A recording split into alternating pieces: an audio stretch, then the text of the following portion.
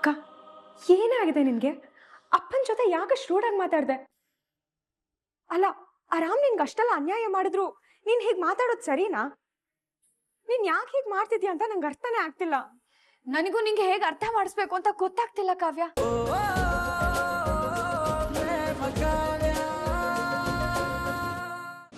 ಕಂದ, ಬೇಜಾರಾಗ್ಬೇಡ. ನೋಡು, ಇದು ಜೀವನ. ನಾವ್ ಅನ್ಕೊಂಡ ಹಾಗೆ ಏನೂ ಆಗಲ್ಲ. ಒಂದೊಂದ್ಸಲ ಪರಿಸ್ಥಿತಿಗಳು ನಮ್ ಕೈ ಮೀರಿ ಹೋಗುತ್ತೆ. ನಾವ್ ಅನ್ಕೊಂಡಿರೋಂಥ ಪರಿಸ್ಥಿತಿಗಳು ಎದುರಾಗತ್ತೆ. ಏನು ಮಾಡಕ್ಕಾಗಲ್ಲ.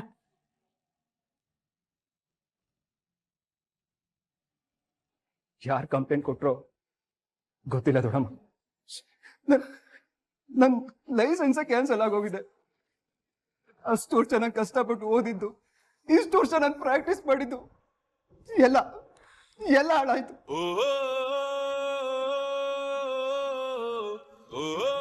ಲೋ ರಾಮ್, ಬೇಜಾರು ಮಾಡ್ಕೋಬೇಡಕ್ಕಲ್ಲ. ಇದು ಯಾರು ನಮ್ಗೆ ಆಗದೆ ಇರೋರು ಮಾಡಿರೋ ಕೆಲಸನೇ. ಅವನು ಯಾವನು ಅಂತ ಗೊತ್ತಾಗ್ಲಿ, ಅವ್ನು ಬುರುಡೆಗೆ ಬಿಸಿನೀರು ಕಾಯಿಸೋವರೆಗೂ ಸುಮ್ಮನೆ ಇರಲ್ಲ ನಾನು.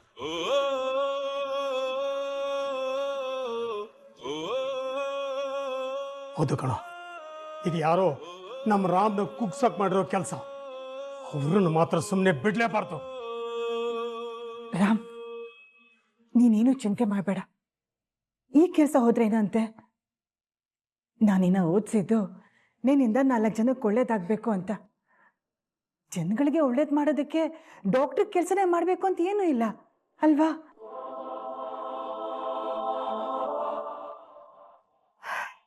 ರಾಮ್, ಮನುಷ್ಯ ತಪ್ಪು ಮಾಡೋದು ಸಹಜ. ಆದರೆ ಮಾಡಿದ ತಪ್ಪನ್ನ ತಿದ್ಕೊಂಡು ನಡೆಯೋದೇ ಜೀವನ. ತುಂಬ ಯೋಚನೆ ಮಾಡಬೇಡ. ನಿಧಾನಕ್ಕೆ ಎಲ್ಲ ಸರಿ ಹೋಗುತ್ತೆ.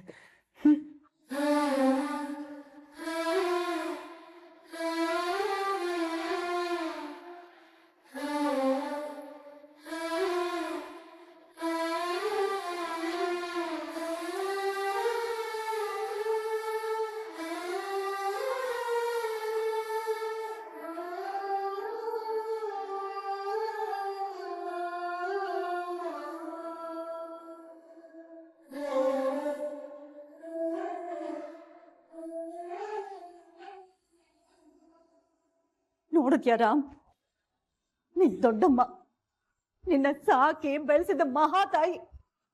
ಅವ್ರು ಆಡಿದ ಮಾತನ್ನ ಕೇಳಿಸ್ಕೊಂಡ್ಯಾ? ನಿಂದೆ ತಪ್ಪು, ತಪ್ಪಿಗೆ ಶಿಕ್ಷೆ ಅನುಭವಿಸ್ಬೇಕು ಅನ್ನೋ ರೀತಿ ಮಾತಾಡ್ಬಿಟ್ಟು ಹೋದ್ರು. ಅದಕ್ಕೆ ಕಣು ಹೇಳೋದು, ದೊಡ್ಡಮ್ಮ ದೊಡ್ಡಮ್ಮನೆ, ಅಮ್ಮ ಅಮ್ಮನೆ ಅಂತ.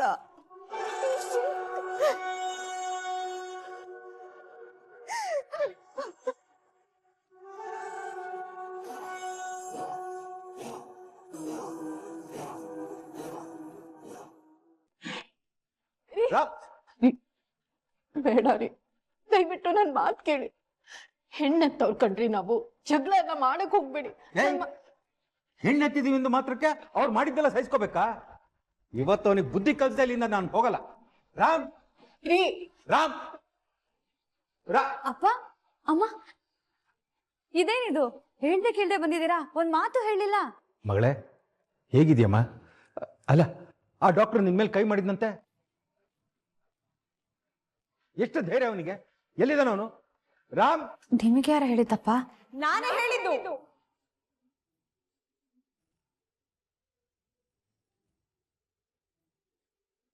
ಅವ್ರು ಏನೇ ಮಾಡಿದ್ರು ನೀನ್ ಸಹಿಸ್ಕೋತ್ಯಾ.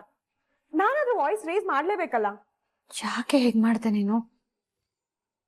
ತಪ್ಪ ನಾನೇ ಇಲ್ಲಿವರೆಗೂ ನನ್ನ ಮಕ್ಳಿಗೆ ಕೈ ಮಾಡಿಲ್ಲ. ಅಂತದ್ರಲ್ಲಿ ತಪ್ಪೆಲ್ಲ ಅವನ್ ಇಟ್ಕೊಂಡು ನನ್ನ ಮಗಳ ಮೇಲೆ ಕೈ ಮಾಡ್ತಾನೆ ಅಂದ್ರೆ ಎಷ್ಟು ಸೊಕ್ಕಿರ್ಬೇಡ ಅವನಿಗೆ. ಇವತ್ತ ಸೊಕ್ಕನ್ನು ಇಳಿಸ್ದೆ ನಾನು ಬಿಡಲ್ಲ. ಏ ಡಾಕ್ಟರ್ ರಾಮ್, ಎಲ್ಲಿದೆಯೋ? ಏನು ತಿಳಿದಿರೋ ನನ್ನ ಮಗಳ ಮೇಲೆ ಕೈ ಮಾಡೋದಲ್ಲ. ಅವ್ರ ಅಪ್ಪ ಬಂದಿದ್ದೀನಿ, ಬಾ.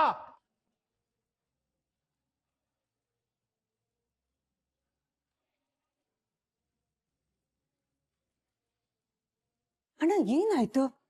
ಯಾಕೆ ಇಷ್ಟೊಂದು ಸೆಟ್ ಮಾಡ್ಕೊಂಡಿದ್ದೀರಾ? ಇನ್ನೇನಮ್ಮ ಮಾಡ್ಲಿ ನಾನು? ನನ್ನ ಮಗಳ ಮೇಲೆ ಕೈ ಮಾಡಿದಾನಲ್ಲ, ಇವತ್ತು ಅವನನ್ನ ನಾನು ಸುಮ್ಮನೆ ಬಿಡಲ್ಲ. ಅಯ್ಯೋ ಅಣ್ಣ, ಅವನು ಬಿಗ್ರಿ ಹೋಗ್ಲಿ ಬಿಡಿ, ಯಾಕೆ ಕೋಪ ಮಾಡ್ಕೊಂಡು ಕೂಗಾಡ್ತಾ ಇದ್ದೀರಾ? ನಾನ್ ಸುಮ್ಮನೆ ಇರಲ್ಲ, ಅವನಿಗೊಂದು ಬುದ್ಧಿ ಕಲಿಸ್ತೀನಿ. ರಾಮ್ ರಾಮ್ ರಾಮ್, ಹೇ, ಕಲ್ಯಾಣಿ ಮುಖ ನೋಡ್ಕೊಂಡು ತಪ್ಪಗಿದ್ದೀನಿ ಅಂತ ಹೇಳಿ ದರ್ಪ ತೋರಿಸಿ ನನ್ನ ಮಗಳ ಮೇಲೆ. ಎಷ್ಟ ಧೈರ್ಯ ನಿನಗೆ, ಎಷ್ಟ ಧೈರ್ಯ?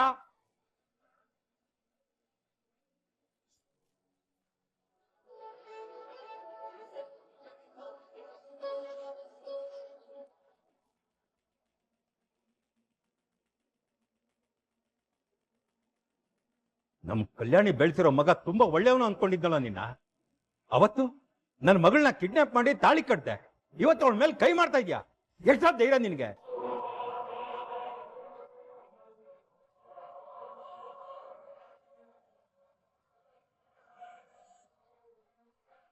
ಹೇಳೋ, ಎಷ್ಟ ಧೈರ್ಯ ನಿನಗೆ?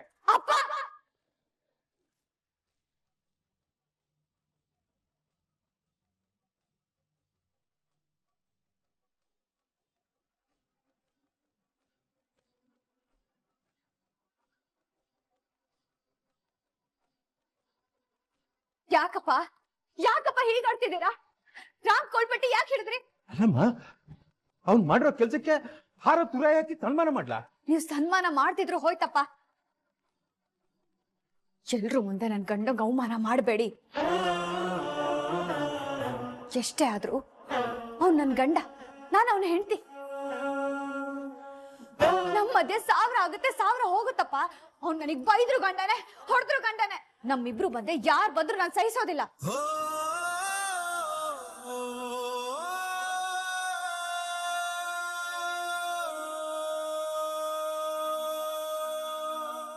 ಮಗಳೇ, ಏನ್ ಮಾತಾಡ್ತಿದ್ಯಮ್ಮ? ಇನ್ನೇನ್ ಮಾತಾಡ್ಲಿಯಪ್ಪ? ನೀವ್ ಕಲ್ಸ್ಕೊಟ್ಟಿರೋ ಸಂಸ್ಕಾರನ ನಾನು ಇವತ್ತು ಮಾತಾಡ್ತಿರೋದು. ನನ್ ಗಂಡನ್ ಪರವಾಗಿ ನಿಲ್ಬೇಕಾಗಿರೋದು ನನ್ ಕರ್ತವ್ಯ ಅಲ್ವಾ? ಹೇಳಿ ಅಪ್ಪ, ಹೇಳಿ.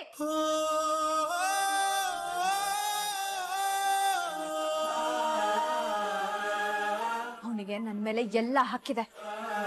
ಅವ್ನು ನನಗೆ ಏನ್ ಬೇಕಾದ್ರೂ ಮಾಡ್ಬೋದು. ಆದ್ರೆ ಅದನ್ನ ಕೇಳೋ ಅಧಿಕಾರ ಯಾರಿಗೂ ಇಲ್ಲ.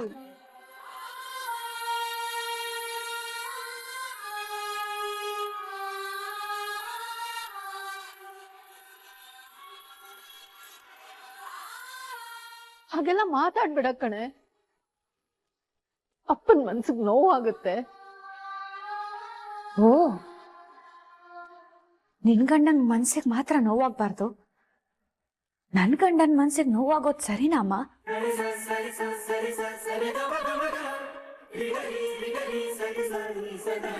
ಅಕ್ಕ, ಏನಕ್ಕಾಗಿದೆ ನಿನ್ಗೆ?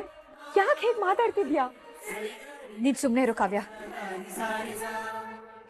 ತವ್ರ ಮನೆಯವರಾಗಿದ್ರೇನೆ ಚಂದ.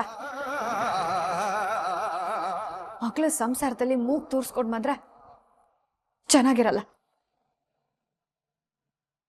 ನನ್ ಗಂಡನ ಹೇಗ್ ಸಂಭಾಳಿಸ್ಬೇಕು ಅನ್ನೋದು ನನಗ್ ಚೆನ್ನಾಗ್ ಗೊತ್ತಿದೆ ಅಪ್ಪ.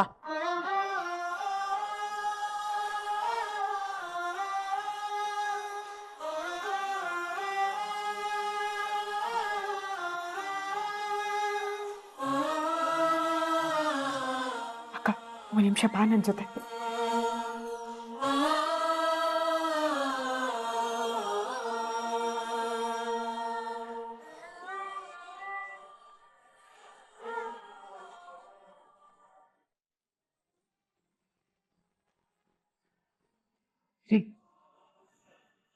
ಬನ್ರಿ ಹೋಗೋಣ.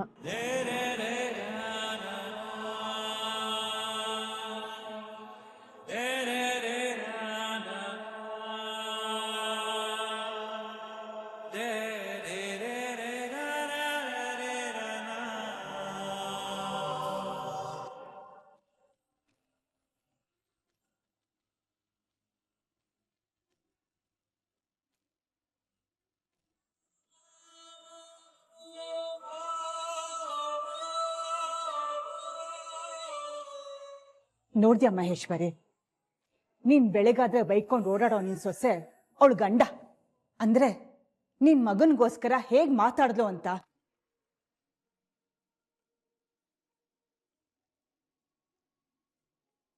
ಅವಳು ತನ್ನ ಗಂಡನ್ಗೋಸ್ಕರ ಅಪ್ಪನ ವಿರುದ್ಧವಾಗಿ ಮಾತಾಡೋದಕ್ಕೂ ಯೋಚನೆ ಮಾಡ್ಲಿಲ್ಲ. ಬಂಗಾರದಂತ ಸೊಸೆ. ಇನ್ ಮುಂದೆ ಆದ್ರೂ ಬಂಗಾರದಲ್ಲಿ ಕುಡುಕದ್ನ ಬಿಡು.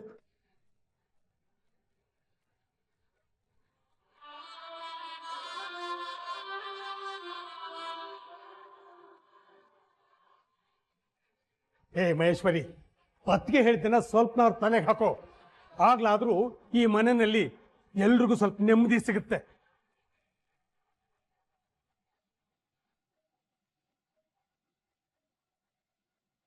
ಈ ಪ್ರೇಮ ನಾನು ಅಂದ್ಕೊಂಡಿದ್ದಕ್ಕಿಂತ ಮಹಾಕಂತ್ರಿ ಇದ್ದಾಳೆ. ಸಿಕ್ಕಿದ್ದೆ ಚಾನ್ಸ್ ಅಂತ ಇವತ್ತು ಅವ್ರ ಅಪ್ಪ ಅಮ್ಮನಿಗೆ ಬೈಯೋ ಹಾಗೆ ಮಾಡಿ ಎಲ್ರ ಮನ್ಸನ್ನ ಗೆದ್ಬಿಟ್ಲು. ಇವಳು ಆಡ್ತಾ ಇರೋ ಆಟಕ್ಕೆ, ಮಾಡ್ತಾ ಇರೋ ನಾಟಕಕ್ಕೆ ಆದಷ್ಟು ಬೇಗ ನಾನು ಮುಕ್ತಾಯ ಹಾಡಬೇಕು.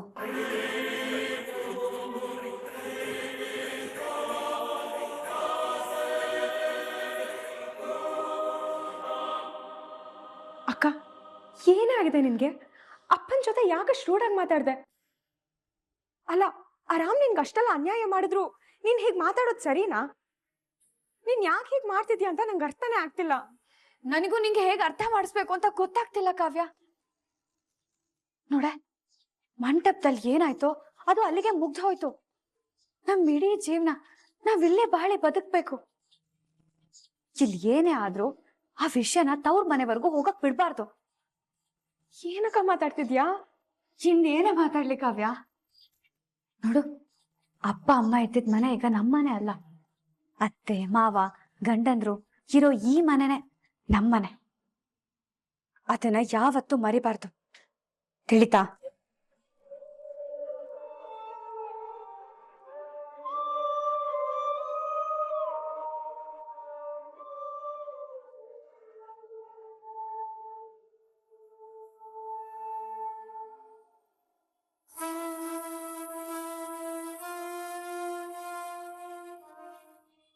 ಇನ್ನು ಬರೀತಾನೆ ಇದಾರೆ Ram. TV, news paper, social media ಎಲ್ಲದ್ರಲ್ಲೂ ಸ್ಪ್ರೆಡ್ ಆಗ್ತಿದೆ. ನಾವೇನಾದ್ರೂ ಮಾಡಿ ಇದನ್ನ ಬ್ರೇಕ್ ಮಾಡ್ಲೇಬೇಕು. ರಾಮ್, ಯು ಡೋಂಟ್ ವರಿ, ನಾವೇನಾದ್ರೂ ಮಾಡೋಣ. ಡ್ಯಾಡಿ ಬೋರ್ಡ್ ಮೆಂಬರ್ಸ್ ಹತ್ರ ಮಾತಾಡ್ತಾರಂತೆ.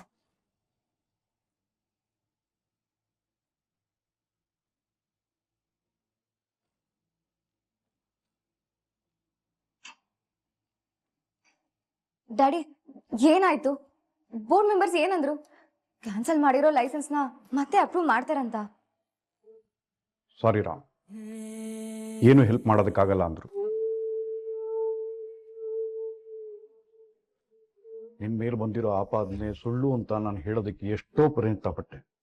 ಆದ್ರೆ ಅವರು ಇನ್ನೋಸೆಂಟ್ ಅಂತ ನೀನು ಪ್ರೂವ್ ಆಗೋವರೆಗೂ ಏನು ಮಾಡೋದಕ್ಕಾಗಲ್ಲ ಅಂದ್ರು. ಡೋಂಟ್ ವರಿ, ನಾವು ಸುಮ್ಮನೆ ಕೂರೋದಿಲ್ಲ. ನಿನ್ನನ್ನು ಇನ್ನೋಸೆಂಟ್ ಅಂತ ಪ್ರೂವ್ ಮಾಡೇ ಮಾಡ್ತೀವಿ. ಆ ಅನ್ಎಜುಕೇಟೆಡ್ ಪ್ರೇಮನೇ ಆ ಲೆವೆಲ್ ಐಡಿಯಾ ಮಾಡಿರ್ಬೇಕಾದ್ರೆ ಇನ್ನು ನಾವು ಜಾಣ್ತನ ತೋರ್ಲೇಬೇಕು. We will do the best.